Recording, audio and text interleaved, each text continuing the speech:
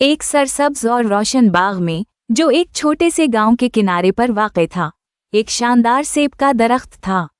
ये दरख्त अपने चमकदार सुर्ख एप्पल्स के लिए गांव भर में जाना जाता था। हर एक सेब दूसरे से ज्यादा खूबसूरत था। इन सेबों में से एक का नाम रूबी था।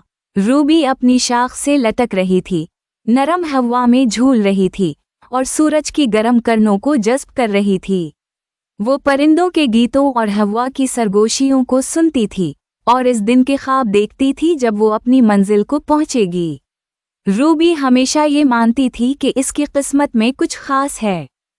एक ताज़ा खिज़ां की सुबह एक नौजवान लड़की लीली बाग में आई। वो एक तजस्सुस पसंद और बहादुर लड़की थी, हमेशा कुछ गैर मामूली की तलाश में रहती थी। जब वो सेब के दरख्त के नीचे चली तो उसकी निगाह रूबी पर पड़ी, जो पत्तों में चमक